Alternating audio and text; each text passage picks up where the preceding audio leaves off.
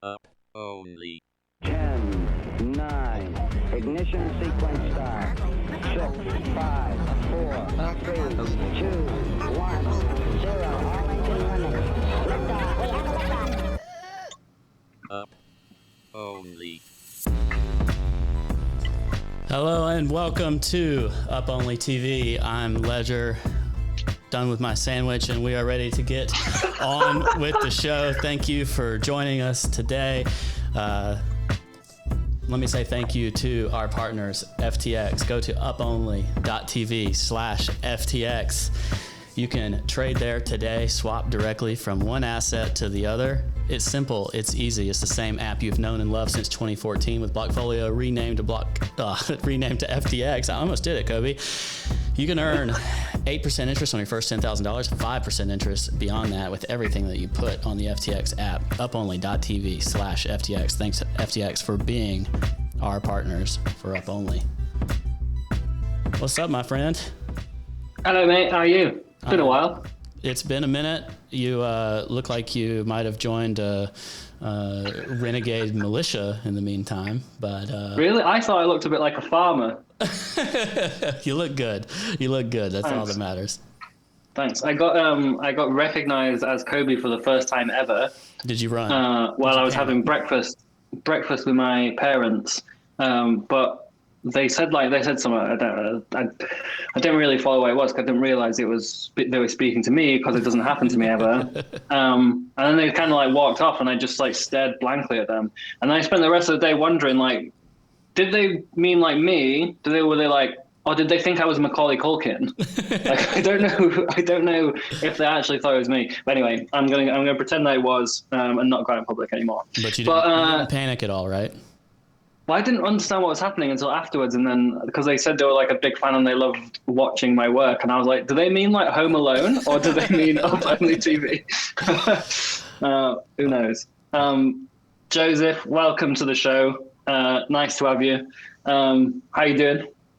I'm good. Actually, no, I'm doing a little bit shitty. Kind of having a shitty day, but I know. this is the best thing that happened to me today, I guess. Yeah, we're hoping to make your day better. For the audience, this is Joseph Delong, CTO of Sushi, works on the Sushi protocol. We all use and love Sushi. I route orders through Sushi all the freaking time, so I'm glad to have you here. Everyone's saying my mic's screwed. What's wrong with my mic? Is it screwed for you, Ledger? Why don't you change your source? It's probably, I didn't even notice. It's probably on the headphone source. You're probably talking through your AirPods or something. I don't think it is. It's on the microphone. Hold on, I'll go check that. Now that you mention it, is doo-doo. Mine sounds good, though. So that's what matters. What does it sound like now? Now you sound delicious. There we go. There we go. I didn't notice it at first. Thanks, chat. Chat's always... They're always holding us. Yeah, that shows the difference between the microphone in the Apple AirPods and this thing. That's why you don't buy Apple AirPods. They're fucking useless, except for audio only, because it gets confused with Bluetooth channels or some shit. But anyway, Joe, you were saying you're having a shitty day. What's going on, mate? Why are you having a bad day? Yeah, I was up late last night, like kind of like triaging some bugs, and then like triaging more bugs, and then just been kind of a nightmare. I was actually trying to go to Denver today, and then like I realized that wasn't going to happen, so I canceled my flight like maybe like I don't know, like an hour or two ago, because they're doing a Meta Cartel MCon in Denver. I figure I'd slide through, say what's up to the homies, and then dip out. Why are all the conferences? But now you're stuck here with us. You're stuck here with us instead. God damn it. I don't even know where Denver is. Is Denver like a city or a country? It's a country. It's its own little empire in the mountains. But I feel like there's always like ETH Denver and all these things. They're always in Denver. Why do people like Denver so much? Just because the weed is legal there. That's what it is. It just clicked. So they just had like such a good community early on. Like the ETH Denver was basically like DevCon, like the Ethereum DevCon for America. And they just have always had like a really tight, like a Colorado blockchains community, Gitcoin, like a bunch of different projects are out of like Denver. I'm going to look on Google Maps where Denver is because I'm sick of not knowing where this center of culture is. Denver is in Colorado. All right. Where's Colorado? You know about the Denver airport? One of the square states, yeah. Oh, right. It's like right in the middle. Yeah. Just slap bang in the middle. If I'd like done a like pin the horse on the donkey kind of thing with Denver, I would have actually probably got pretty close because I would have just slapped somewhere in the middle. Yeah, it's pretty close, like somewhere between Colorado and Ohio. Like as long as it's in the middle, close enough for a Brit. Right. All us flyover country. I think I've been to Denver actually. You don't know? I'm not sure. So now you're chilling here with us. You couldn't go to Denver. Cartel been rugged, but welcome. The people are happy that you're here. I don't remember the last time we did an up only. Was it last week or the week before? It was the week. It was the week before last, and I was supposed to publish Looks Rare last week, and I didn't. I rugged everybody because you know what? Like this episode is live, and I don't have to edit these. And then I was like, oh, let's pre-record this. That's brilliant. And then it turns into, oh, I have not edited that yet. So Looks Rare with Fitch and D's is going to be pretty awesome, actually. We had a couple of guests that they pulled on. It's like a deep dive into the land of NFTs. So it's going to be pretty fun. I'm going to wait to watch it when it's out with everyone else and then send you loads of feedback. Like, you should have edited this differently, mate. I expect nothing else. All right, Joe. So can we learn about your background? From my perspective, you're a person that just appeared on the internet a year or two ago. That's because I go through life as the center of my own existence and neglect to appreciate that other people are living their own lives where they're the center of their own universe. So for me, you just spawned like a year or so ago, and that's the start of your life. But obviously, that's not true. So how did you end up here on this miserable podcast with us? How did you end up missing your Denver trip, and how did you end up in sushi and in crypto? Yeah, so I started, I was in the military, when I got out of high school. It's like kind of the thing that like if you're like not college material, what you kind of do in the States. And so I went into the Air Force, did 4 years there. And then after I left, I did some school for comp sci math, then started working at USAA, which is a bank and insurance company, specifically serving, the needs of like veterans and active duty military. And then I worked there in blockchain, and they're really early and like cutting edge. They were like a Series C investor in Coinbase. We had early Coinbase integrations into our applications. And I had gotten like into crypto while I was in college, and then kind of like I met some friends and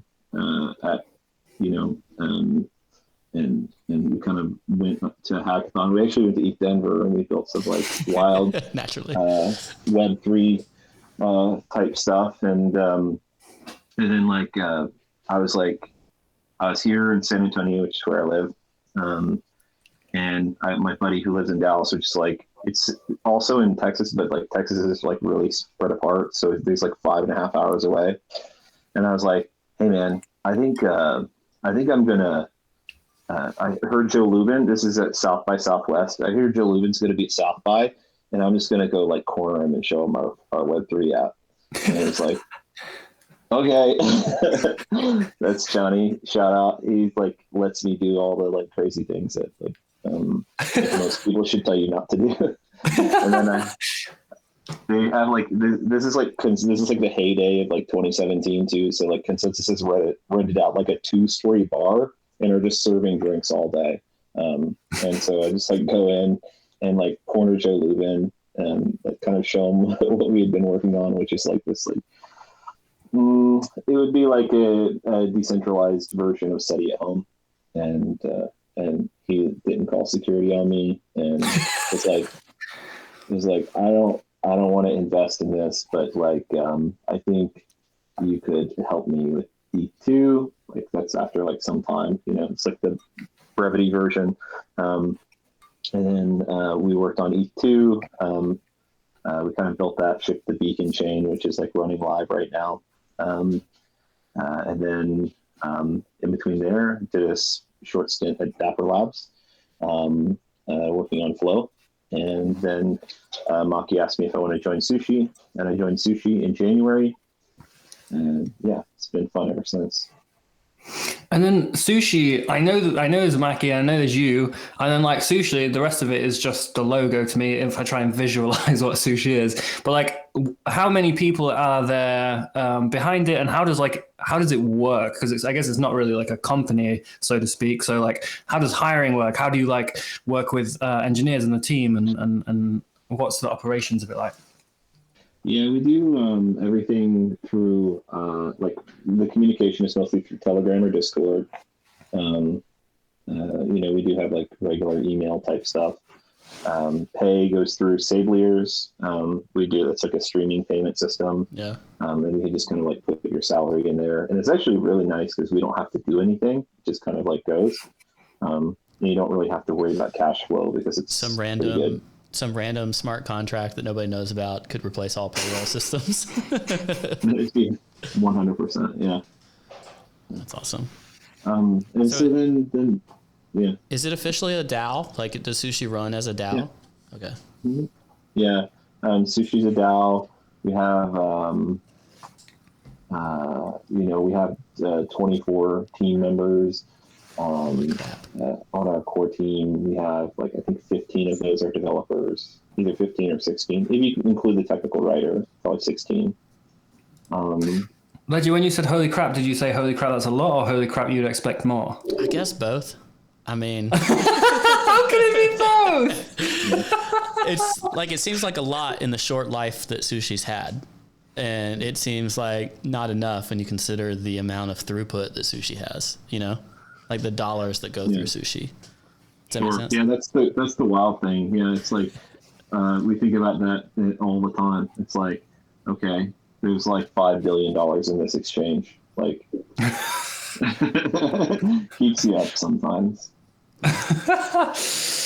Yeah. So then, when those people that work for Sushi, how do you like find them? Are you just hiring off Twitter like like everyone else? That's almost all I do. Is I just like shitpost on Twitter, and I look and I see like people like Mudit Gupta is a great example of somebody that we hired off Twitter. Like every time that there was an exploit, he would write kind of like a detailed write up on the bug, and kind of like step by step how everything went.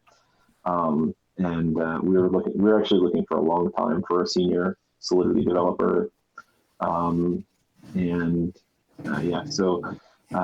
We just kind of like find people off Twitter. I'm kind of reaching maximum capacity because every time I ask, I'll be like, hey, I'm looking for a senior Solidity developer. And then somebody's like, I'm a senior developer. I've been developing Java for the last, 25 years. And I learned Solidity last week. So yeah, that's not exactly what we're looking for. Like Solidity developers are their own special breed. And there's almost like zero seniors. There's probably 100 seniors that even exist in the world right now. Yeah, 3 of them are Banteg. Just Banteg and Banteg and a couple of Banteg alts. That makes sense. And then how do you find, like, even not senior Solidity engineers, but how do you find hiring any given the, I guess, gigantic or outsized incentive to join a token project at inception when you can get 50, 100, 250k allocation of tokens in something brand new on the ground floor, versus I guess the more established projects where they have treasuries and stuff but they don't have as much potential upside in them. Do you find people flocking to these like ground floor things hoping to like build the next Aave or something? Yeah, I think that happens a lot, right? It's really hard to find Solidity developers for that reason. And so we try and align and make our incentives like relatively outsized with the safety that you would have at like something that's like an established project. But if you think about it, I've seen a lot of kind of like projects that just take off and kind of fizzle out after a while. It's not really as easy as it seems. Like getting that the meme uptake of whatever project you are. Like even if the product is great, like for instance, we have a product Kashi that is like the fucking cutting edge of lending, right? It is like absolutely there's no better product that exists. It's extremely gas efficient. It's extremely capital efficient, but nobody cares. So, so we encourage people to use it, but we just we haven't really gotten the uptake, and so like that's part of like new projects, right? Some new projects have it, like like there's like how many Wi-Fi forks were there, and how many of them have stuck it around, right? Yeah, it is pretty crazy as well when you think about when certain stuff launches, because I felt like Curve has been around forever, but like Curve token was launched when, like September or October last year. It's like Curve's been around. Curve's been here for about 10 years in my head. It's like it's the last 10 years Curve's been here. But it's you remember really how that all went down? Yeah, with someone's deployed it. Oh, it wasn't us. Yeah, right. Oops. Thanks, stranger. We will adopt this one. Yeah. Like somebody that I was talking to at the time, we were working on a project, and they're like, I was like, we should just make the repos public because that's just like my whole vibe. And they're like, no, somebody's going to front run us. Like they're going to deploy our contracts first. I'm like, do you really believe that story of 0x Chad? Like, it's a fucking decentralized fairy tale. Yeah. Don't tell Gary Gensler that. Decentralized fairy tale sounds like a cool, like, is that a real project? Like because if not, we've got about 2 minutes until it is. We've got in the next 10 minutes, someone's registered decentralized fairy tale Twitter account, and they're raising a seed, and I'm not going to get into it, even though I was fucking here for the inception. Yeah, fairytale.finance being registered as we speak. No, decentralized fairy tale is an NFT project, obviously, and it's got loads of animals and shit living in a decentralized world. Decentralized doesn't really mean anything. It's just kind of like the decentralized in the rest of crypto. It don't mean nothing. It's a game. You just stick it on there. It's a profile picture NFT sale that on the roadmap is a game. It's like, guess what? We're gonna spend these millions of dollars you're giving us today with no strings attached. We're definitely gonna spend all those dollars on building this game. Yeah, do you think any of these games, do you think they'll exist? Because I think like maybe 10 to 30% of them will probably get made. Mm-hmm. What is the chance that any of them ever get played? Very low. Like the game monthly has to be really fun, right? For people to play it. Like if you played Axie, it's fucking shit. That's not a fun game. People just play because they get paid. The entire country of the Philippines is so angry at you right now. No, they're just agreeing. Yeah, they're like, this is fucking boring. I want to play League of Legends or some shit. But I'm making $30,000 a year playing Axie. I don't know. A lot of games get funded to be made, but not a lot of games are popular. So yeah. Obviously, there's some arbitrage that's going to occur there between play to earn and fundraising for becoming a game, and then actually games that become popular. But one of them's going to nail it, and it's going to end up being way undervalued, right? Because it'll be valued the same as all the other ones, and then it ends up being awesome, and billion people play it. It reminds me of punks, like forever. Like I really like. I'm probably going to get hate for this, but I don't really like punks. I mean, like I got one. They're cool, but like they're kind of ugly, right? Forever I could get one for like, in between like, 1 and 4 ETH. And I was like, I'm not going to put 4 ETH into a fucking JPEG. And then like, here we are, like it just exploded in between January and March of this year, just went to astronomical levels. I think it's probably something like that. It's always like something sleeper like that. Yeah, did you see the guy who founded Reddit and Serena Williams? He's married to Serena, I think. Yeah. They took their CryptoPunk to the Met Gala. Yeah. He tweeted that they did, but I didn't actually see the punk anywhere. Yeah. Did he take Yeah, how did he like take a it though? lapel. He pinned it on his lapel. He could have made it a bit bigger. People were wearing a lot of like big statements. He could have put a massive CryptoPunk on his chest. That would have been actually pretty amazing. And mixed in with all the activism that was happening at that event. That event reminded me a little bit of the Hunger Games. I got a bit of a weird vibe about it. Yeah, for sure. I think his would have been actually really countercultural to the rest of them, because it's like, this is $1 million punk, you know, and they're all like tax the rich on their dress and stuff. Yeah. It does seem a bit weird to wear a tax the rich and like a peg the patriarchy sort of statement stuff to this party, which is a celebration of wealth, which is occupied by people that control government, entertainment, Hollywood. Fucking like it's a bit strange, isn't it? And that's why I got this weird like sort of Hunger Games vibe from it, because they all sort of like wearing their clown outfits, Don't ask laughing. Just obey. Yeah, and then like the majority of America's been told like you got to wear a mask, like kids got to wear masks at school and shit, and then there's none of them wearing their masks. They're all just chilling. It felt a bit weird. It was a strange vibe. I was like, they're not like. Think about your audience. Think about what your audience has been up to the last couple of years, and then think about like how you're coming across. Anyway, next year the tickets are only 0.7 Bitcoin each, so we were sending Gainsey and Loomdart. They go into the fucking Met Gala. They can roll in. They have to go as a date. They're a pair. Loomdart's got to go as an actual blueberry. But the thing is, he'll like hit headlines as being like the most fashionable person there. They'll be like, we loved it. It was I loved the reference to Augustus Gloop or whatever the fuck. Well, you know, next year, the $35,000 entry fee, that's just going to be like 1 ETH. It's going to be one sushi, mate. Yeah, one sushi. It'll be pretty affordable. All right, so going back to your... He wants the donut. Wants the donut. All right, I'm going to come to that because I still don't really understand what it is, even though you did try and explain it to me. So you said you was in the Air Force. Does that mean you like flew around and shit? I worked on airplanes. I never really flew in airplanes.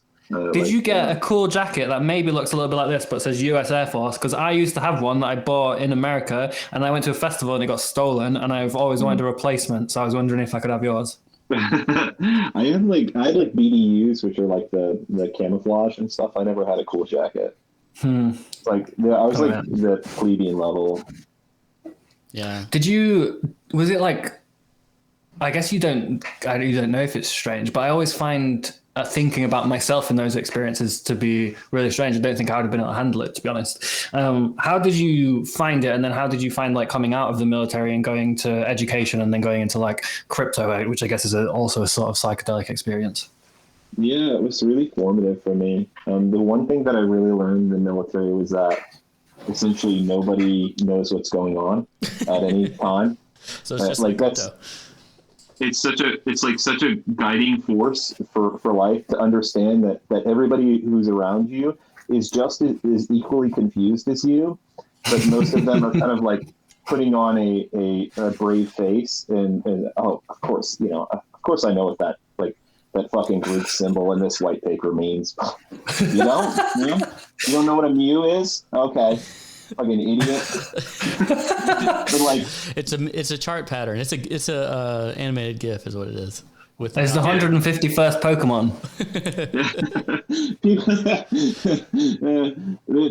But like that's just like you see that in the military. I remember like we'd be like working on the jets, and it's like I'd be like, do we need to change parts on the jet? And this is like the supervisor, and he's like, I don't know.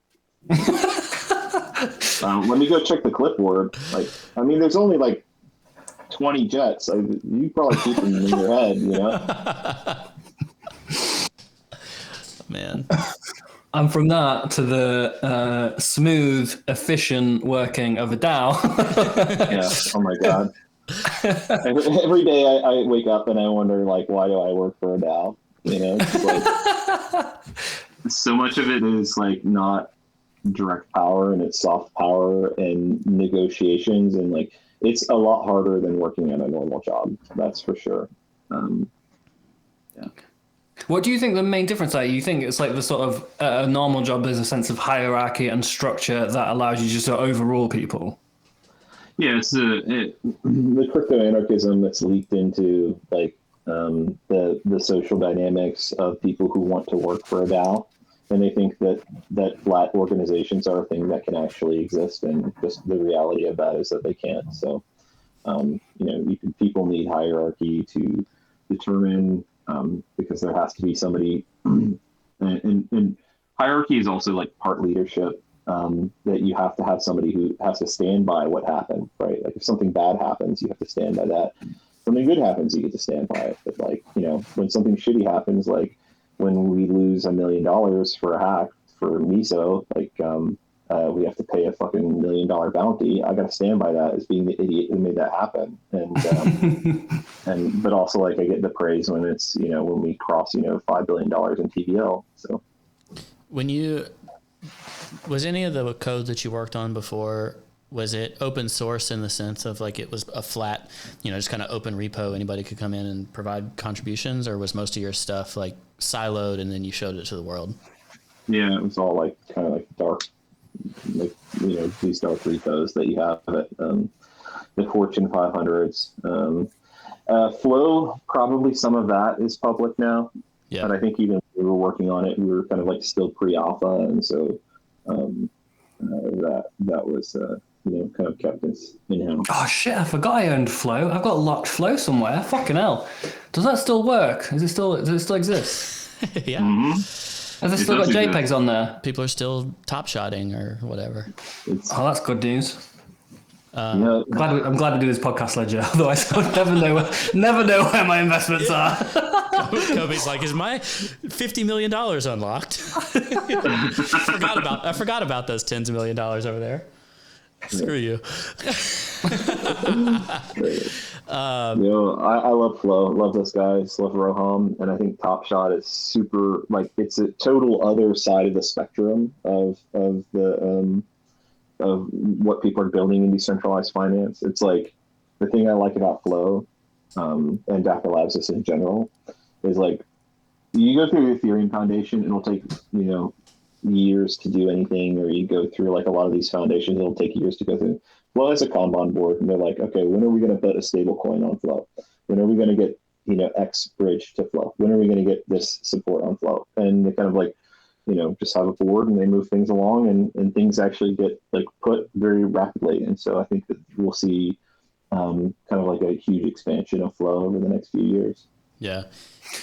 That makes sense. What do you think has made the ETH Foundation so slow? Do you think it is inevitable that as a project's market cap hits, the multi-billions and tens of billions and hundreds of billions, it is destiny for those projects to inevitably then move slower because there is so much on the line if anything goes wrong, and someone that is a project's much newer, much less downside for not just investors but companies and ecosystem stuff can move a bit faster because there is not so much harm if they go wrong, and they're potentially also less decentralized, so it's easier to coordinate in case of error, perhaps as you've just seen with Solana. Yeah, definitely. Like when you're first starting out, you have this whole interesting time where you're able to do just like basically whatever and move really quickly. You don't have legacy. You don't have like kind of like the bindings of legacy, and so but that slows down. And so I kind of have been thinking about this with Sushi, and we're kind of just trying to move this because that will come, right? That day will come for Sushi. And we just need to be ready for it. So we're kind of like working as fast as we can to kind of build all the craziest shit that we can before we become the old guard. That makes sense. One thing that I have noticed about Sushi that I like is you seem very open to other projects kind of coming along and going, we've built this, here's the PR to integrate it to Sushi, like we've done the work. And rather than Sushi being sort of a gatekeeper and being like, no, that's not what Sushi's about, you kind of go, yeah, cool. Like PR accepted. And let like these projects sort of integrate their stuff and try things. And Sushi goes, cool. If people want to use that, they're allowed. And I quite like that because it there's a lot of then like tertiary teams contributing things to Sushi and how Sushi works. Is this an intentional thing, or are you just like, meh? Go ahead. Yeah, we're very intentional, and we're also like very we do a good we try and do a good job of reviewing those. There is like like potential for like malicious people, not just in like over malicious. I'll say that we had like a payment processor that we were going to have like PR, and kind of we wanted to have like fiat on ramps, and the whole design of the PR came in, and it was like, hey, here's a modal, it pops up and then takes you back to their website, which is like also like exactly what Sushi is doing. It's like an exchange, and then you like go through like their whole like customer flow to like sign up, and then eventually you can come back to Sushi and like use it to like buy on Sushi. Like, we're gonna reject this PR, so yeah, that makes sense. And then on the other sort of approach that I've seen Sushi take is like you seem to be pretty happy being chain agnostic, right? So like happy to expand Sushi to like wherever volume needs to be. Do you think that's like a super important thing for the future, just like being willing to be anywhere? Yeah, I think there are too many of the projects that, like Sushi kind of like really started that. A lot of the projects were brand loyal and they didn't want to go to any of these other chains. Like they're like, because the Ethereum community is like, that's a scam, that's a scam, that's a scam. Polygon's a scam, BSC's a scam. Everything's a fucking scam, but Ethereum apparently. But it's like in many of these cases, like literally exactly the same. And I understand like some of the concerns about like block propagation and block speeds, and much of that is a huge concern. But like, it's not a scam. It's just like the people who are operating it, maybe they don't kind of like prescribe to the same level of decentralization for their nodes that you do. Maybe they're comfortable hosting some of this in AWS, or I don't know. Yeah. Yeah. Do you think that helps y'all stand apart? Unfortunately, like I think Uniswap was really important, obviously, to the industry, still is, but they just have this whininess about people coming in and forking Uni V2, and then they approached it with the whole V3 BSL stuff and all that. And I've heard that. Yeah. But in open source software, inevitably, when something forks from something else, you're adapting all of the good they did. And then for something to compete, you have to kind of diverge and become your own thing. It was inevitable for Sushi to become its own thing in the long run anyways. So I guess my question is, how do y'all approach that? Like in terms of how you view being open source and how you develop from here, how you use stuff that you see that's innovated elsewhere, that's open source that you can adopt into Sushi, and then also how you view things that you've built that others may come in and adapt some of that software for themselves. Yeah, we don't have any shame about like pulling in particular software. I mean, that's what open source is all about. So we did, but we license everything GPL3, and GPL3 is the license that Uniswap V2 was. And it's the reason that we could exist, and we continue to push it out there. I don't think that there's any issues with people forking our software. I think it's inherent Sushi, to GPL, yeah. Sushi is Sushi has good meme power, and that's the real power, is like people accepting you as being kind of like a blue chip, and then having kind of the community to back you up. Yeah, it kind of backs up that idea of letting the network effects of the brand as a whole and the reputation of the brand, let that kind of be the driver. So if someone took everything Sushi's created, forks it, it doesn't make it the same as Sushi, right? Like they have to bring more to the table from that point on, because Sushi will continue iterating and continue evolving. And I don't understand why, this is just me thinking out loud to a couple thousand friends.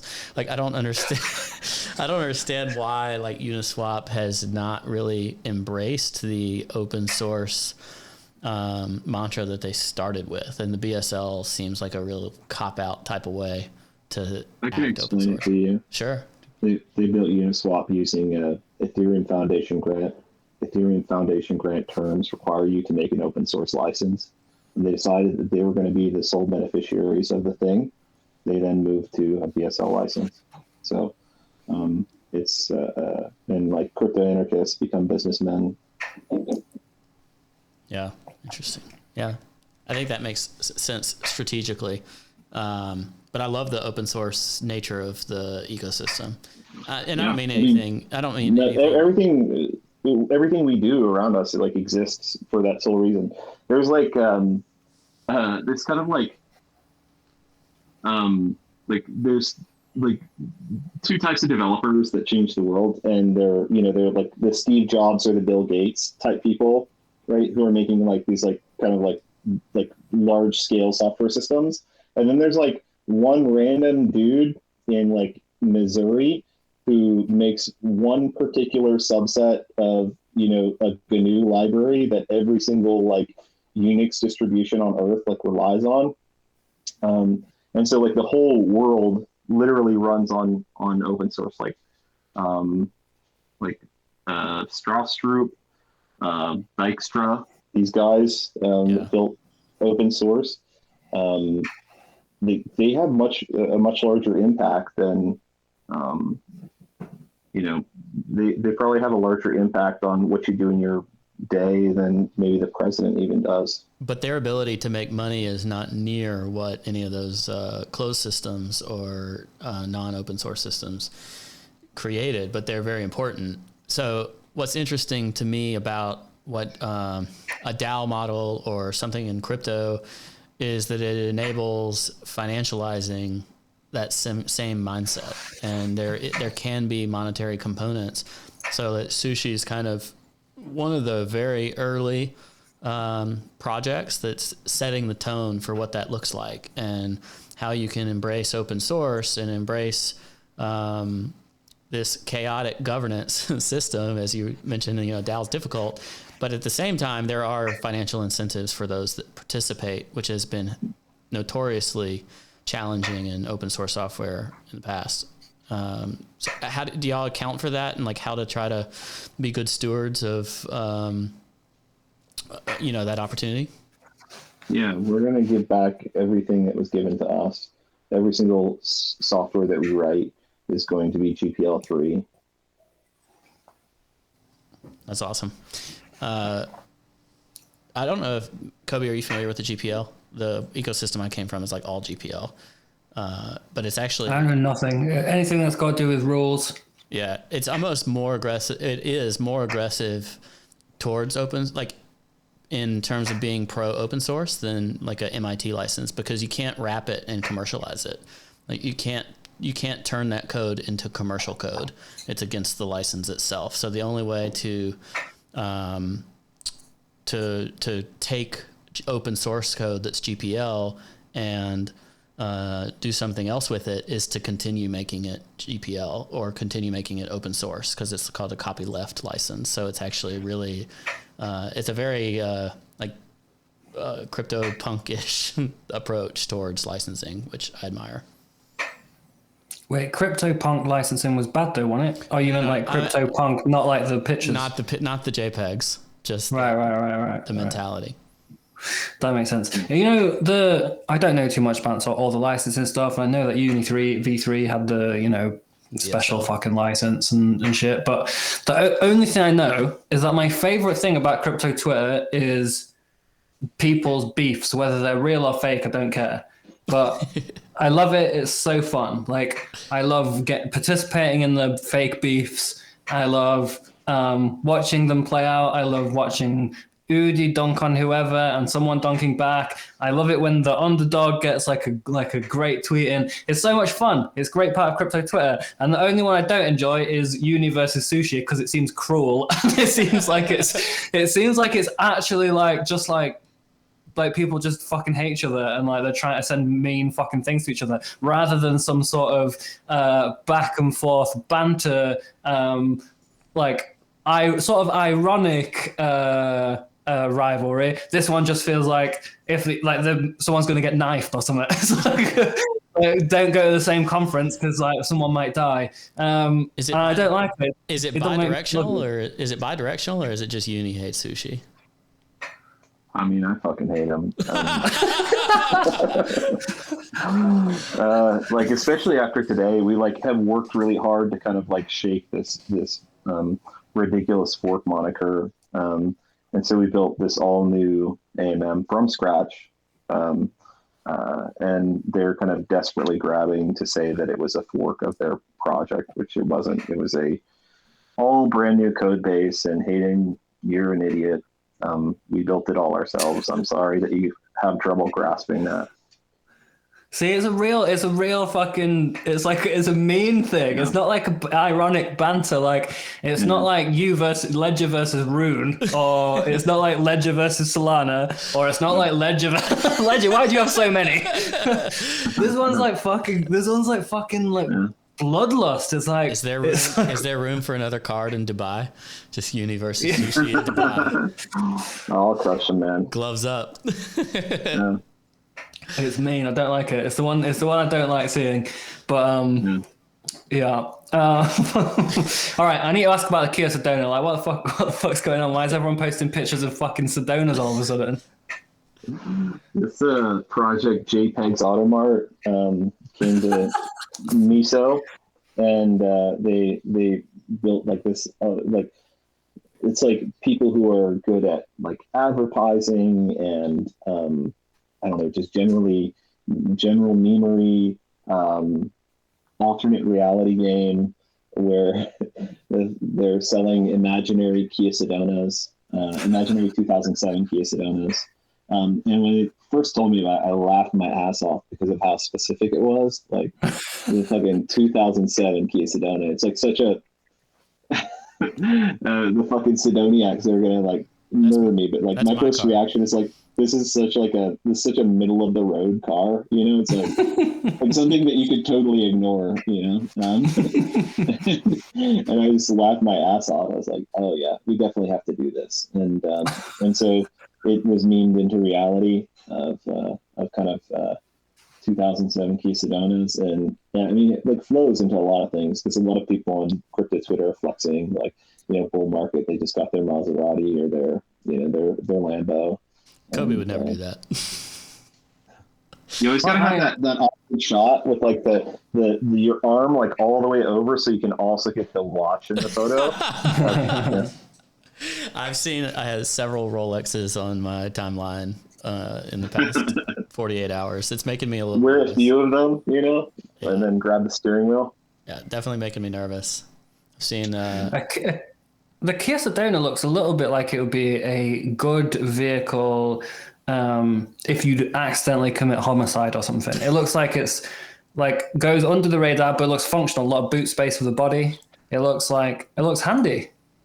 Yeah, I mean, it's a JD Power and Associates award-winning family minivan, 172 watt, AM FM radio. Anti-lock brakes, V6 engine. I mean, what more could you want? Wait, so they already sold a bunch of Sedonas? Yeah, they sold. I reckon the best ending to this story is if they get sued by Kia. I bet there's going to be so many chapters to the Sedoniacs, man. This is like such a good meme. Yeah, it's good.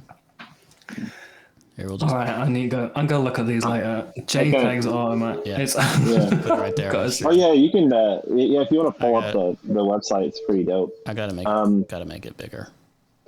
And these the crazy thing about this whole thing is like we actually built like a pretty interesting crypto economic model for it, where this is Miso batch sale, and so there's not that like sudden gas spike that you see with all the other JPEG sales.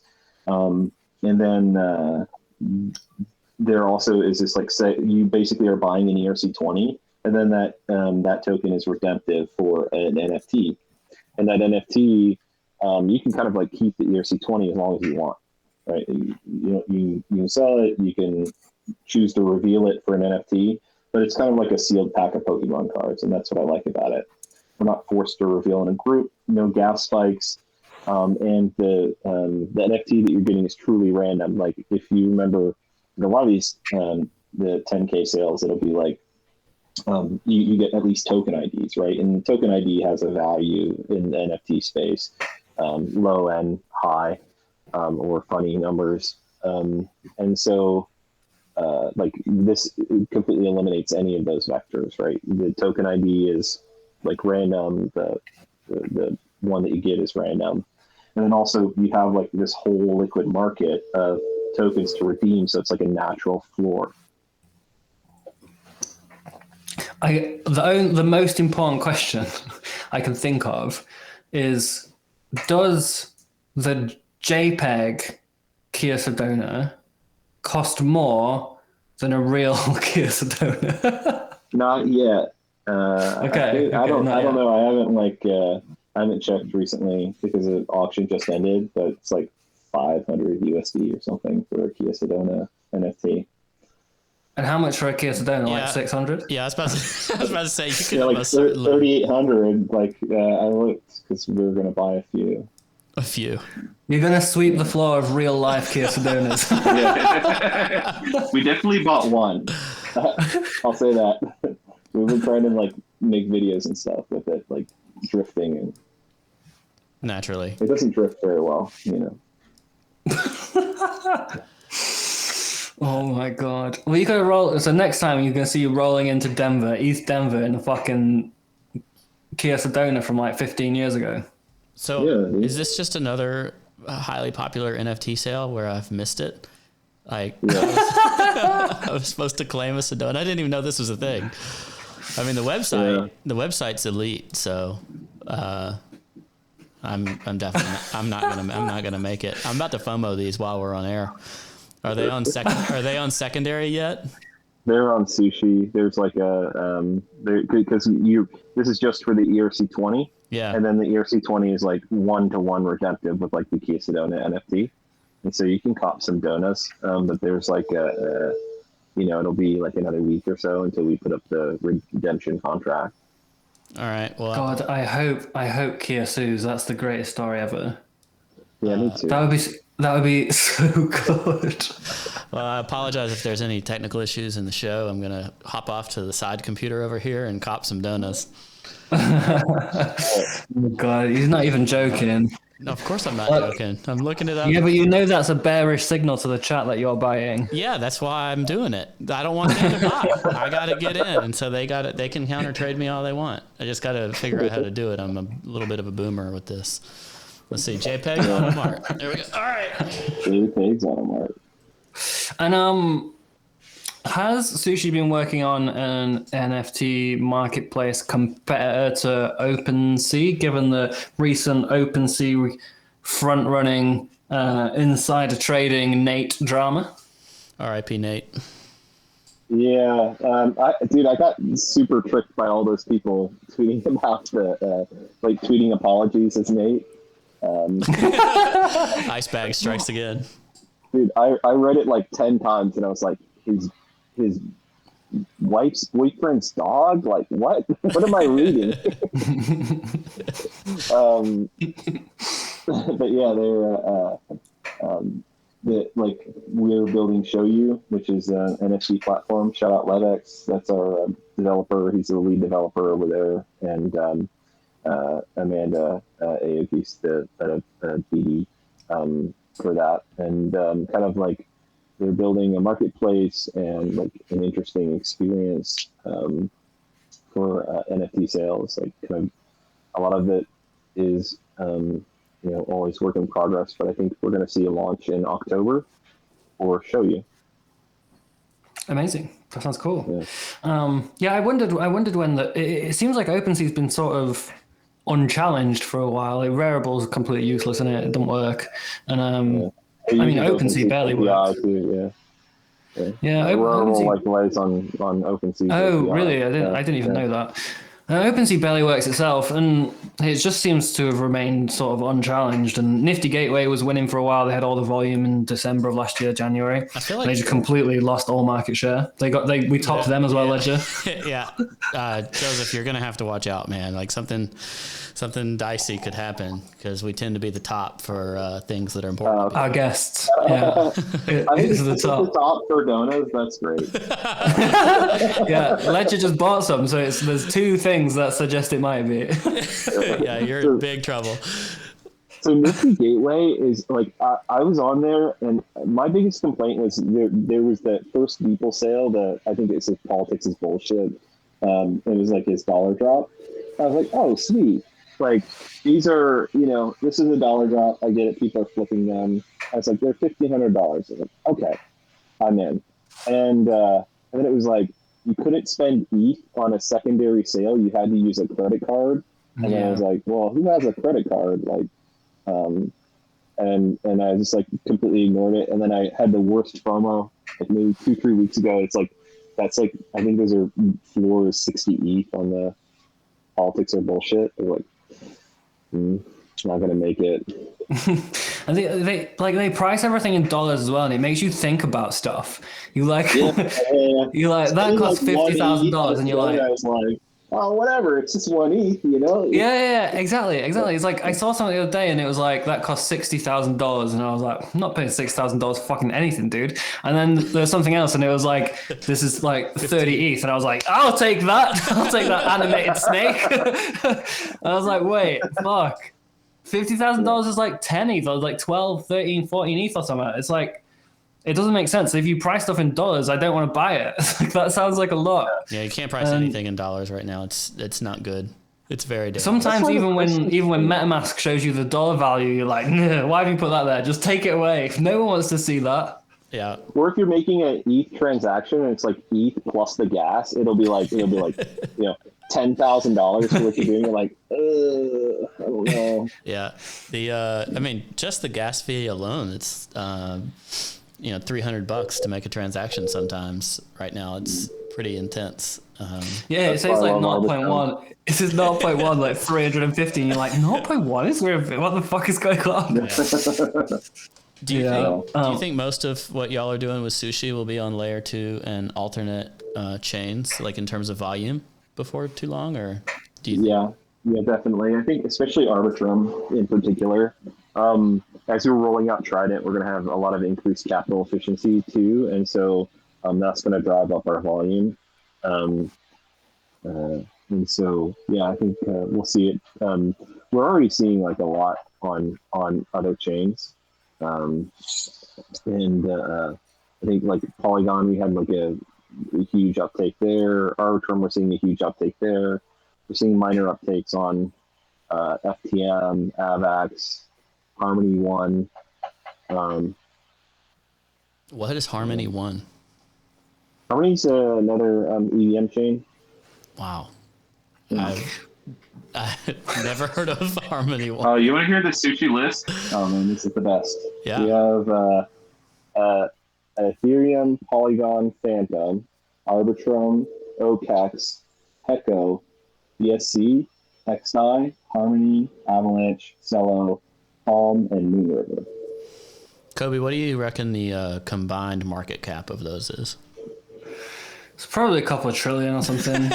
Yeah. Gosh, that makes me fully diluted. There's definitely one chain in there that's fully diluted. Market cap is 800 billion, but the float is 1% or something. Yeah. That's a little scary. Maybe we should make an EVM chain ledger. We can call it the Ledger. The Ledger. The logo can just be your face. Yeah. Can I wear a bucket? Sushi will deploy there on like block 0, man. Yeah, there we go. Yeah. We can use the Ledger as a canary network for Ethereum. It can just be a clean fork of ETH, and we can use. It can be like the Kusama for ETH. It has to be the Ledger. The Ledger. The Ledger. It's the canary network of Ethereum. Sushi is there with a liquidity mining program. What about Ledger's Ledger? Yeah, Ledger's Ledger. That's good. Ledger's Ledger. Did either of y'all Nothing watch- more decentralized than a person owning the whole ledger. But I'm benevolent, Yeah, so it'll be fine. Look, it actually works. Like, it's a very good technique. You get a YouTube channel and you talk about your ledger all the time, and you go straight to market cap number 3. It's a tried and tested technique. It's currently in practice at number 3. Yeah, I think we can do this. We can pull this off. Oh, we're talking about Charles Hutchinson. Is that what we're doing? Yeah, what do you think about Charles? Yeah. I mean, he, like, his profile picture for a very long time was him in traditional Mongolian garb holding a hawk. I'm kind of bullish. I'm kind of into that. Like, I think that's cool. Like, I think that is bullish. Like, he's like That's his best like, feature. You like yeah, the like, Beastmaster vibe. I get it. Yeah. and like, I like it when he reveals his true self. Like, sometimes someone tweets him and they pisses him off, and he just tweets them back saying "fuck you," and I'm like, yes, that's what I want more of. Like, if you just embrace that authentic side of yourself that's angry with the plebs, instead of like trying to placate them with like, your weird YouTube videos, then I would respect you more. I like that side of him when he reveals it. And I even think that, like, him like getting a fucking eagle, it's like, bro, if you love eagles, then you do you. Like, I'm cool with that. You don't think that he should spend more time like making his protocol instead of like animal husbandry? Well, I think he could spend less time on YouTube than and more time on the protocol. But at the same time, it's like market cap number 3, so he's doing something right. Like, maybe he's genius and we all fucking suck. So this is the dilemma that I always have with like my my gym buddy. Like, he's a huge degenerate. He'll be like some things like fucking like snood, or like some just like weird things I've never heard of. He's in like right now he's in like a Doge, like the Arbitrum Doge, and like for me, like, as it like coming from a protocol background and then like coming into DeFi, it's like, what's the fundamental here? And he's like, I don't really give a shit. It'll go up. Like, oh, okay, I get it. That makes sense. You said Like, have you I'm- noticed that Oh, dude, he's the biggest degenerate. Clorax. He'll be in just like some weird shit on chains I've never heard of. He's just farming all day. Harmony One. It's just farming on Harmony One. He'll be farming on the Ledger before too long. The chat says we should call it Upchain, but that sounds like way too serious to me. That probably already exists. Yeah. Like, Upchain is probably a token on BSC and not a chain. Isn't that funny how like each new chain comes, like, and now we're seeing it on Arbitrum. It's like, I don't know if there's like a whole lot of talk about this, but like people will just like, it'll be like just a massive yield farming. It happened on Polygon, it happened on BSC and then Polygon, and then it was starting to kind of like get like indications that it's going to happen on AVAX and FTM, and then it was just like boom, Arbitrum, like everything went there. The Arbitrum ones are also like super annoying. I don't know if you both get it, but if I tweet anything, I'll get a tweet that follows, goes, yeah, you're totally right. And that's why I'm long on Arbimoon. Arbimoon is, and it's like this like weird tweet about Arbimoon that's obviously scripted, and they changed the first sentence to be about my tweet. And there's like 7 of them on every fucking, it's like, can you please, like, this just makes me not want to ever like go near your shit. Like Arbimoon, Arbidoge, it's so annoying. How they don't do that for our chains. It's just the Arbitrum ones. It's super annoying. But I guess it makes sense. Like, people want to be early to a thing, right? It makes less sense for Arbitrum actually because there's no native token. And like if you're on Avalanche or something, you farm the native token and you hope more people come into Avalanche, which like pumps the native token while your farm also pumps. But makes less sense on Arbitrum, but like people want to be early, they want to try out the new thing, and then there's nothing there. So some like people who can do EVM shit just go, well, I can put something there. I'll take 30% of the supply. I honestly thought that Arbitrum would be like a little more serious than some of the others, but it seems like it's been the opposite. Like it's been even goofier. Yeah, I mean, like the serious stuff, it's kind of like what like, is there really tons of stuff that you want to do right now that a gas fee of like $200 was getting in the way of? Because if that's the case, you're probably doing it somewhere else. It's not like there's like these huge opportunities on like huge curve APYs that are going insane, and retail are just priced out of getting this like 300% APY pool. It just doesn't exist. So like even if curve goes on Arbitrum, it's like, what are you going to do there? So the same stuff you do on normal curve. So it's like all of these places, they get a weird, stupid projects. And I think that's why Arbitrum has been more stupid, because you can't clone the serious ones because they already exist on ETH, I guess. So you can't go like, we're the Uniswap of Arbitrum. You're the Aave of Arbitrum or whatever. I think that's rich people talk. Like, it's really expensive to do anything on Ethereum layer 1. Yeah, but those people then just go to like BSC, or they go to Avalanche or like Solana. They're not like holding base ETH going, damn, I'm like, I can't do this task that I want to do. Yeah, but I'll use a project of somebody that I like really admire. So like Convex Finance is yield with V curve type stuff. And I think it'd be cool if you could auto compound your Convex, but unless you have like buckets of money on there, you just can't ever really auto compound and like roll your yield over and put it back and kind of get this liquid curve thing, or like staked like Lido stuff, you know, like I don't think y'all have this concept where, you know, you earn the yield and you like put it back to reinvest it, but auto compounding. Yeah, we do that. That automatically happens for you, mate. Don't worry about it. Well, thought about that one. So some places don't have that on layer 1, but like a lot of these layer 2 things, it just takes care of that. So the type of thing that can be serious that works better on a layer 2 is when you need to move more money around a chain more frequently. That's much simpler on layer 2 or these alternate layer 1s, and it's kind of difficult unless you have like loads of money to do something like auto compounding on Ethereum layer 1. Or like if everything just goes ballistic and all of a sudden everybody rushes because they need to recollateralize because Ethereum's nuking 20%, then everything clogs up and now your transaction is not $100, it's like, you know, $2,000, and your $15,000 portfolio, you're spending 10% of it to like just make the transaction. So that's pretty troublesome. Can we just move the NFTs to a layer 2? Can we just like because if we do that, then I think we're all right for a bit. Because like, every time gas is at like 10 ETH per fucking thing, it's always an NFT project that's launching. But the ultrasound money people would be upset because we'd be burning less Ethereum by doing that, and it would become. Yeah, but if you burn less Ethereum, it's easier to flippening. Yeah, because if you burn need too the much market Ethereum, cap to stay up. Yeah. Market cap's going to zero slowly. Damn, I never thought about that. Yeah, the market cap's just slowly shrinking, like $1 billion a month or something. Like right. we're gonna be below Cardano soon because we just burnt too much. That the NFTs on L2. If we're talking about an optimistic rollup, the problem is that 1 week challenge period for optimistic rollups. And so like on L2s now, you can create protocols where you can swap like from the L2 into L1, and you can get kind of like an instant swap back. But like NFTs, because they're so unique, you can't really do that sort of stuff. You really have to have it and then have the challenge period. So you really have to wait a week. But honestly, at some point, nobody's going to care. We're all going to be in L2s like almost entirely. Transacting on L1 will be like such a flex.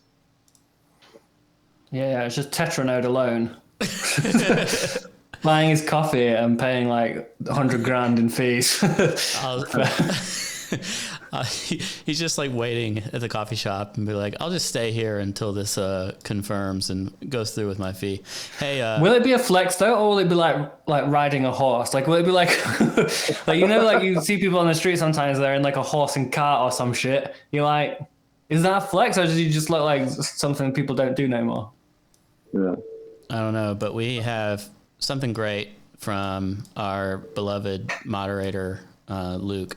Shout out, Luke. And he sent me, Joseph, your Twitter lists.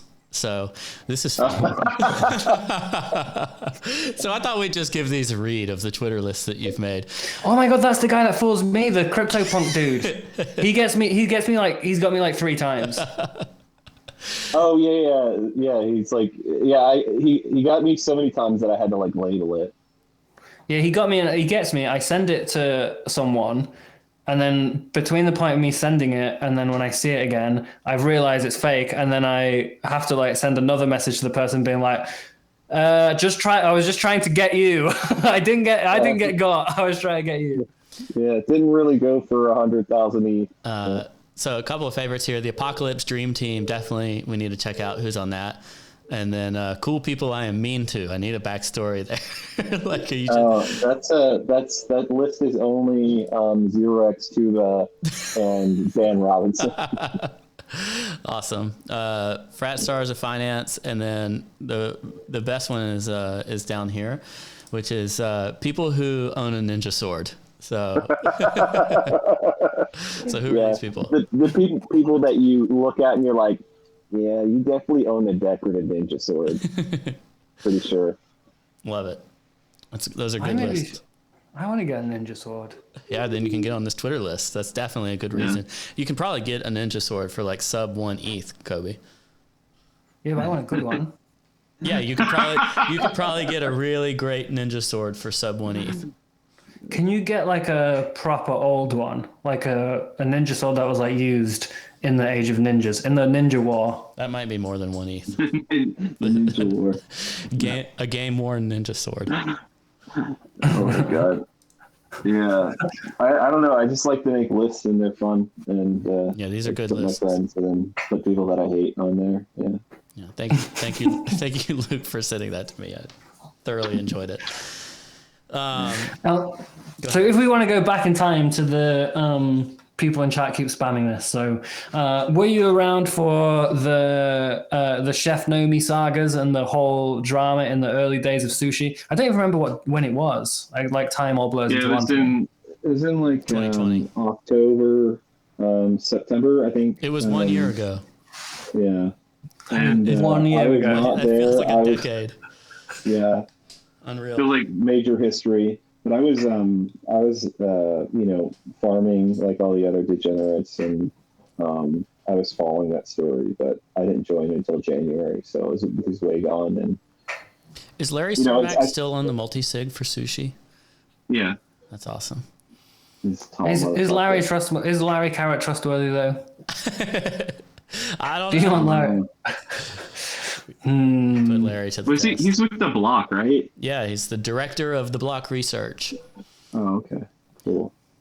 Yeah, I like Larry. I just Yeah. thought it was really funny. He was like unanimous for the multi-sig. It's like, obviously this is the best person to put on the multi-sig for hundreds of millions of dollars. Yeah. God, yeah, I remember that whole apply for the multi-sig thing. And God, yeah, that does feel like 10 years ago, not one. I mean, for a hot minute, sushi was basically like a Sam coin, and then it became not a Sam coin. I don't even know what happened there. Yeah. I think Chef Nomi was like, I'll turn this over to Sam, and yeah, Sam that's was like, it. Okay, because I think he had like the sushi bags at the time, so he was like, yeah, let's save it. Like, he got on there, and then they elected like a whole like set of multi-signers. Like, Chef Nomi is like, I really like the story of Chef Nomi because it's like Satoshi. If Satoshi was just an asshole, and nobody knows who he is, to this day. Like even in the team, right? Like we talk to each other, and we're like, "Do you think it was this person?" No. Well, it's Craig Wright, didn't you know? Inventor of Solana. Oh, that'll be next. Like I think that's what he said. He said it's something he wrote about in BCH is like is Solana implemented some like feature that he had talked about, but they didn't understand it. You see, that's amazing. Yeah. Oh my God! Could you recommend get Craig on here? Probably not, right? No, yeah, I don't want him on here. Yeah, but it'd be fun, wouldn't it? You'd probably get sued. Yeah, he'll litigate us somehow because I'll say something stupid and he'll be like, "Ooh, I know you. You're that guy from Alabama," and I'm going to get a freaking guy walk up to me in a coffee shop one day and hand me an envelope and be like, "You've been served by Satoshi," and gonna end up in court for like 3 years, and you'll just be all by yourself having fun in the UK because he's not gonna want to litigate there. No, that's where he wanted to litigate the other dude, wasn't it? Oh yeah, yeah, you're right. That's where he sued Peter. Okay, then let's. How did he get Gavin though? Like that's the weird thing for me is like, how did he get Gavin to believe that he signed something?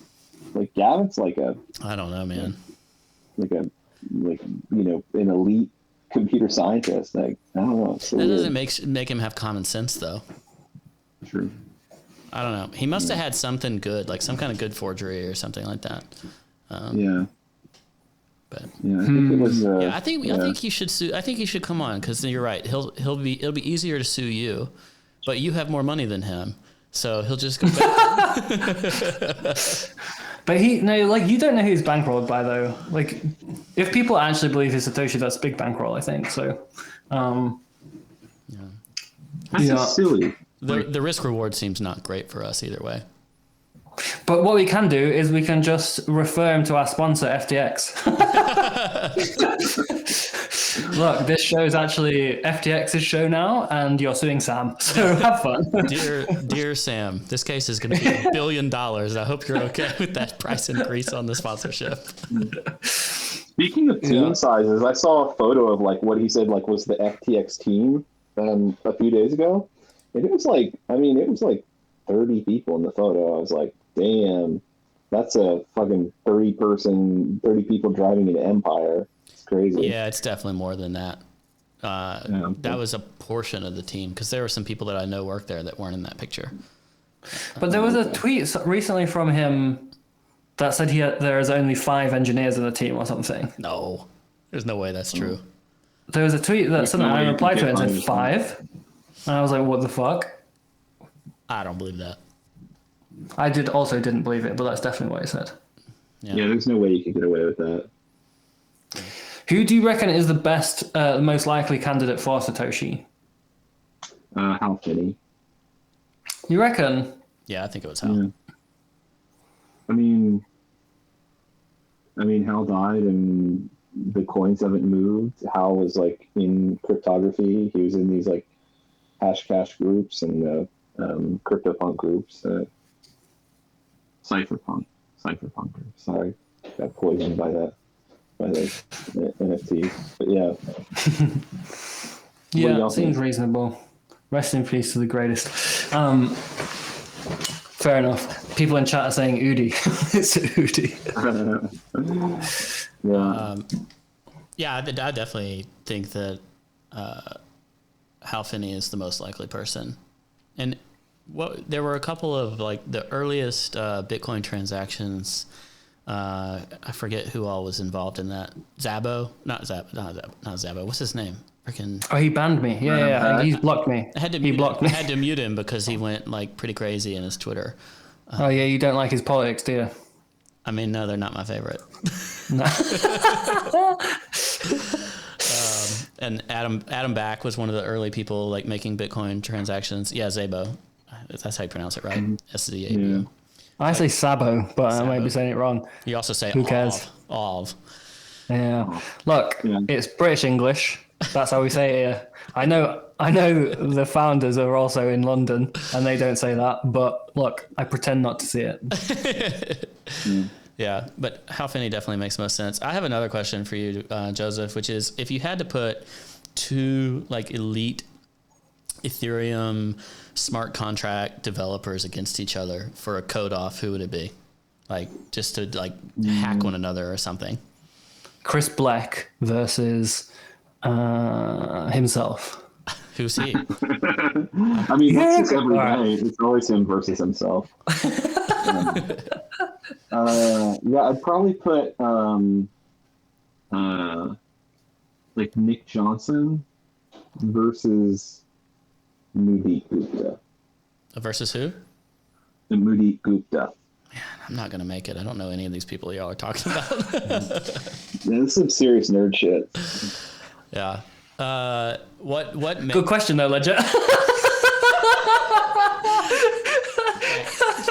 we're like, okay. Anyway.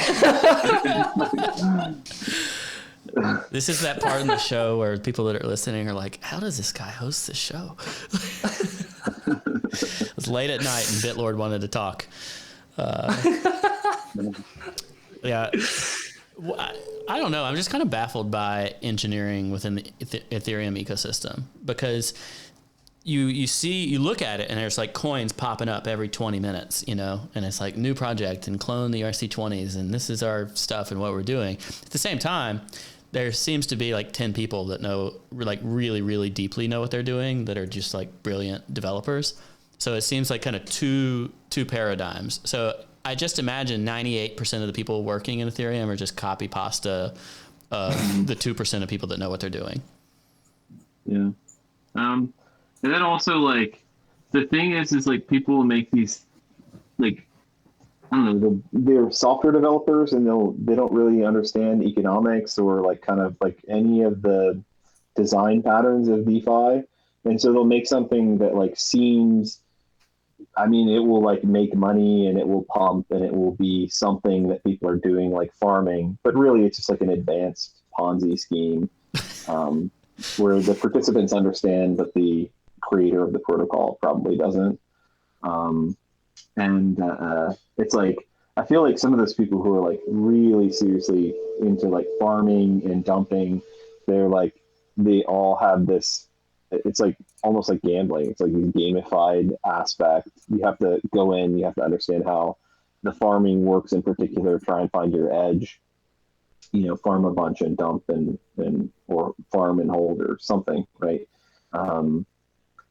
Those protocols are like probably those like, the 98%, and then like the 2%,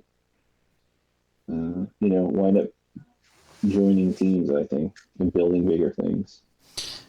What projects would you say are like really elite from an engineering perspective beyond Sushi? Yeah.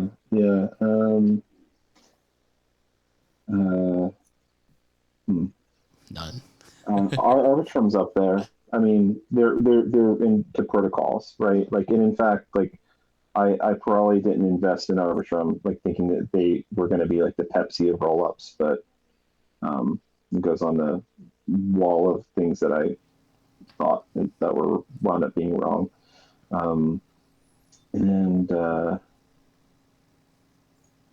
Yeah, okay. So Arbitrum is one.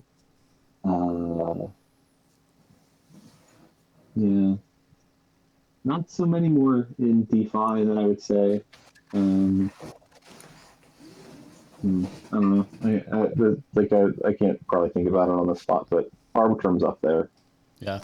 What is the worst? Like, what is the most sellotape together, fucked up shit where you look at it and you go, bro, are you sure this actually works? Like, this is a monstrosity. There's got to be. I might take a weekend off to like exploit this shit. Please don't say my ads. Shit's fuck. I want to pass on this one. I don't want to dunk on some teams, but yeah, I've seen some really weird shit out there. I respect that you're not dunking on the teams and you're just exploiting it in private and stealing the money. That's like, I respect that. I'm not really well compensated. I just need to do something on the nights and weekends. Just some white hat hacking. Somebody in the chat said the Wi-Fi fork phase got weird. And I definitely agree. That seems like one of the ones where there were a lot of people that had no idea what they were doing, but they were able to take this open code and be like, yeah, here, come, do these farming strategies with us. And yeah. I think some of the worst, after you, mate. Then it became farming strategies on farming strategies. Like, they would be just a farm that would then farm other farms, and it was like the meme where the guy like plugs the plug back into his head. I think some of the worst put together things were the synthetics forks on other chains. So they fork synthetics to like obviously and like completely fuck it up. Like every single one of them collapsed and rugged within like days. I mean, that synthetic seems like a really dangerous one to try to mimic somewhere else. It seems pretty complicated. Like zero slippage liquidity with the collateral stuff that's going on there. It seems too gigabrain to clone easily. Look, when we do Ledger's Ledger, that's the first project we can do on that. Ledger Synthex. Easy. It'll go zero very quickly. Yeah. All right. Let's give the chat a chance to ask some questions, and then Ledger, you can ask the final outro question. I'm just continuing to talk because I know there's always an audio delay, and then it takes people a long time to be like, I've got to write my serious question out. So I'm just honestly just mumbling. So and, Joseph, what do you? Filling the space? You don't have to do that. I have plenty. I can. Oh, thanks, mate. So Joseph, what do you, as a protocol builder, like, what do you wish moronic apes like myself would think about versus what like we tend to talk about, ask about whenever we mention sushi or we get in the discords and start talking? Like, what do you wish we would be like as customers of the sushi protocol? Long term, like I talk about that kind of like what is the fundamental for something. Many of those problems are unsolved problems for a reason, because they're really hard. And so anybody promising that they've solved the problem, like we've solved this problem or that problem, we've solved the trains and hotels, we've solved the Oracle problem, we've solved this, they're almost always full of shit. Not always, right? But like every now and again, something will come along that really is a change. Like you'll see a lot of these chains that are like, we have 10 bajillion transactions per second. There are finite limitations to why you can't do that and still be decentralized. And so like, yeah, those sorts of things. Like I wish that while on paper something can be promised, it's not always very true. Questions are rolling in from the chat. What do you think of Convex passing Wi-Fi as yield aggregator within no time? They have a huge amount of curve locked up. From Crypto Nacho Cheese, which is like, I don't know how you got to that username. Like what? Like maybe he was just eating. He was just hungry and was like, I've given up on picking a name. I'll just write my food. I'm gonna write my meal as my fucking username. Fuck it, why not?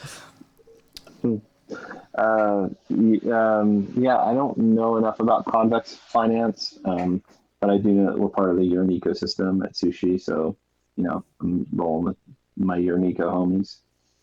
When will Sushi Swap have a Cardano bridge from what looks like Lapras but isn't? I'm not going to try and pronounce the real thing.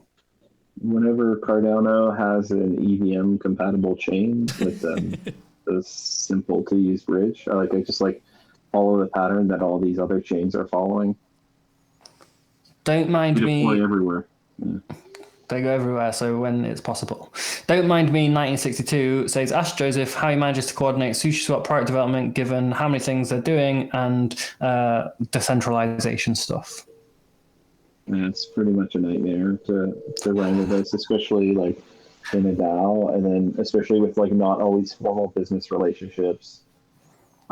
It is a lot of negotiation and soft power, and yeah, it's quite a difficult thing to do. Doesn't always turn out perfect.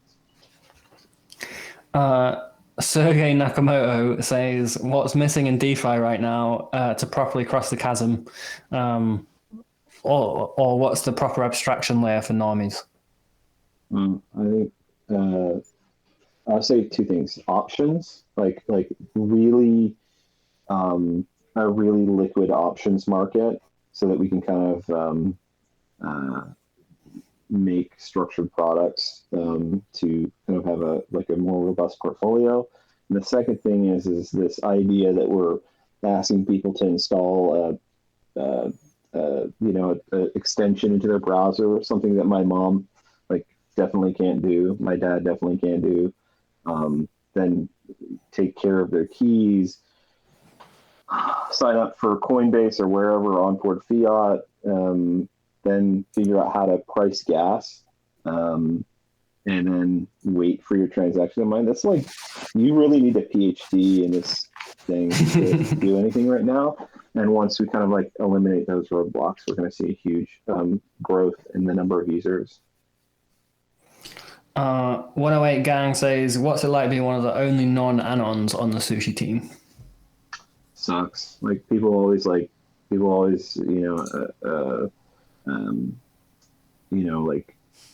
don't know, like tag me on Twitter and like ask me about shit, and like just want to do my regular job, you know. It's like what I've learned from this interview is that you hate fucking working for a DAO, you hate being non-anon, you hate working at Sushi, you hate everybody, your job fucking sucks, and you're not paid well enough.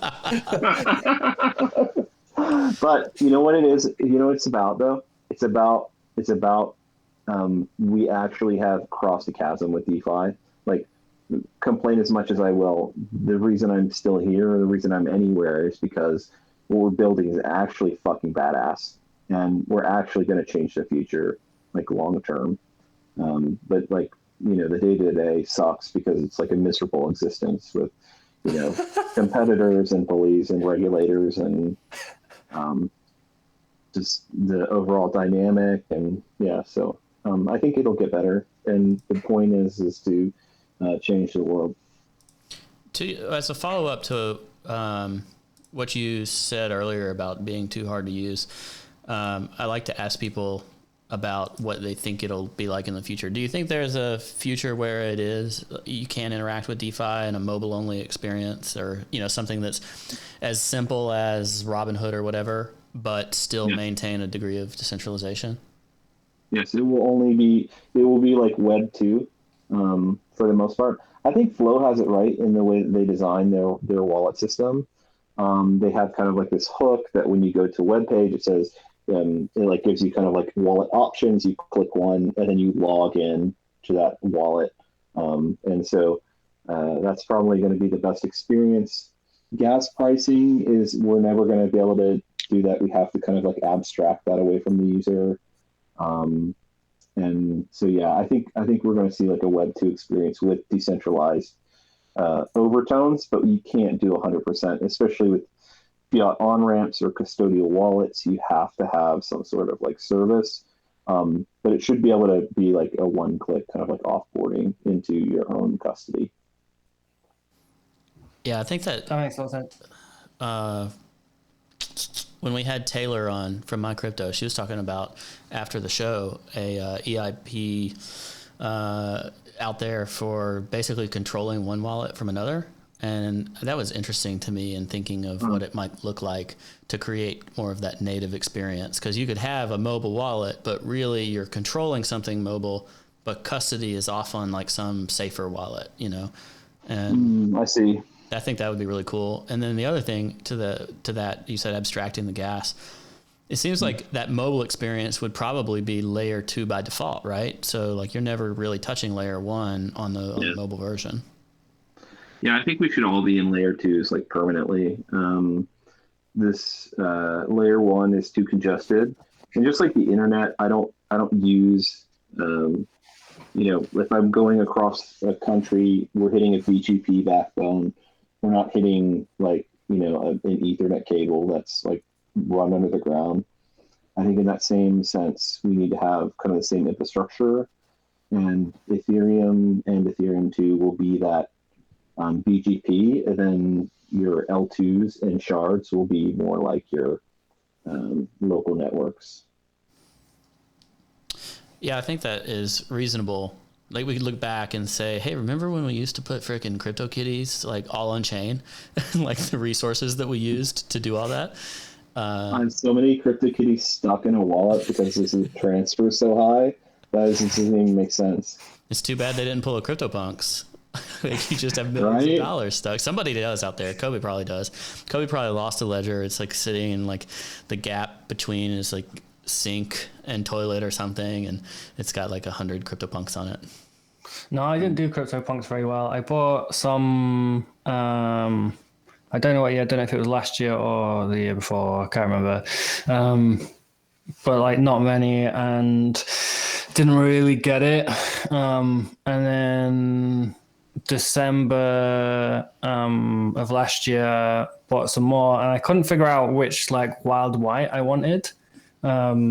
So I just decided to buy some like floor punks until I could like figure out which one I wanted and I could bid on it. And like the one I wanted was never for sale. So I just own loads of like fucking floor punks I hate. And I can't like even fucking like flex with them because they're all like the worst possible. Like, you know, there's floor and then there's like below floor because they're like the fucking like, cause some of the floor ones are like nice. The guy with the orange beanies looks fine. Yeah. And then there's like fucking some of them with the like straggly hair and it looks terrible.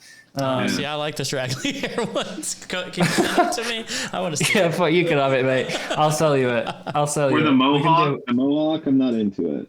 No, I don't like the mohawk either. But my logic was like, I'll just get onto the asset class, and then I can like, if they go up, I can just sell them and buy the one I want later. But they like the wild whites massively outperformed floor, so I fucked up. But never mind.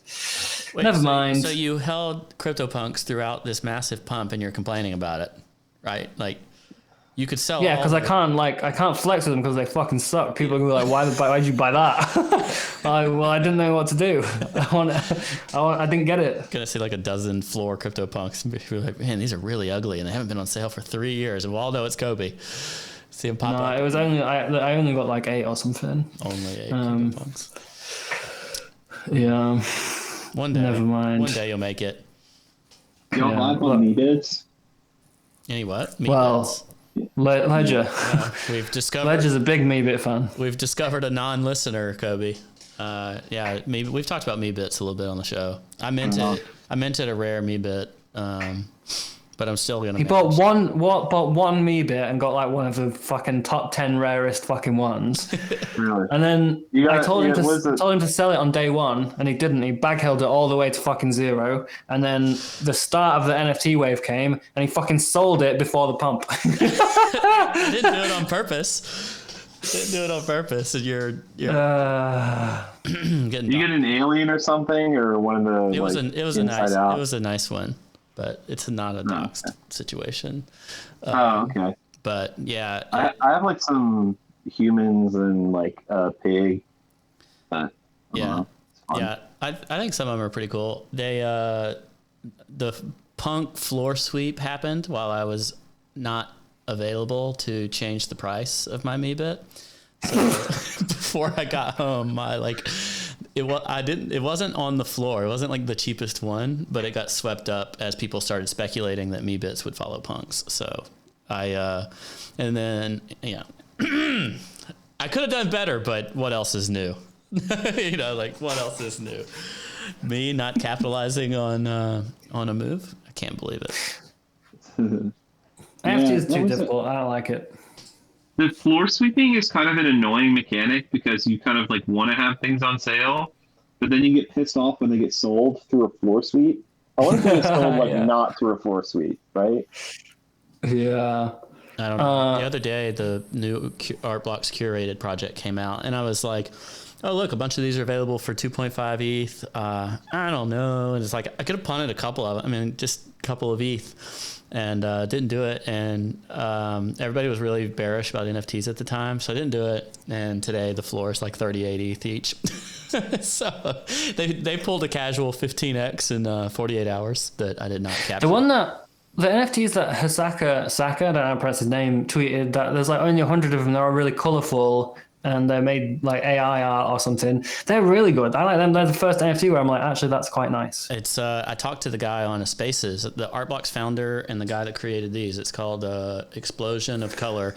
And of course, yeah, they're really nice. I heard him talk and he was like really compelling. And the guy that was hosting it was like, these are super, super nice. And I was like, oh, I should look those up, but I couldn't find it, so I didn't buy any. And then I found out Keyboard bought some, and they're like already 4x. So yeah, I think they're awesome. Yeah. Actually, that's like if you watch any of the episodes of Up Only, you just know that I hate all NFTs and think they're all ugly. These ones actually look quite nice. I also like the mutant garden cedar fucking things. They're cool. Yeah. Everything else is shit. Just show your NFTs. Just bring it on. They're probably also. I don't have the first one. I ain't got any because I only saw them today. And when it's like everyone's already tweeted about them and the floor's already like 10x, and I'm like, I'm too late. I'm not doing it. I'm not buying the top of NFTs again. I definitely will. Yeah. It's one thing to buy the top of NFTs once, but I'll be the guy that does it twice. Yeah. All right, Ledger, you want to ask the final question? Yeah. So Joseph, at the end of every episode, we love to get a piece of alpha from our guests to share with our audience. People like me have not made it yet. We're trying to make it. We're trying to take the next step and learn from our GigaBrain guests who have figured some of the things out in life. And if you have a tip, it could be a life tip, a book you've read, an article that you've read, something that you live by, something that you think might help us out. A piece of alpha, if you could share it with us, we would be grateful. There's regardless of whether it's a DAO or a company or it's a normal relationship, there's almost nothing new under the sun in terms of human relationships. And so I think it's like a nice expectation to have. So even if you're in a DAO, it doesn't mean that it changes the dynamic of how people work. Humans are humans no matter what, unfortunately. Or fortunately, who knows? Depends on your outlook on life. Ledger, are you going to wrap the outro as you promised to do before the episode started? Yeah, I definitely didn't do that. Thanks for joining us. Thank you, Joseph Delong on Twitter. It's just the same as his name with an @ in front of it. You can follow him. Appreciate you coming on. Appreciate everybody being here. Go to uponly.tv/FTX. They're our partners. Look, freaking Frelex built this video. FTX didn't even send it to us, but it's amazing. Swap directly from one asset to the other right there on FTX. Uponly.com/FTX. Go there today. Track your portfolio like you've known and loved. We appreciate you. Have a good one.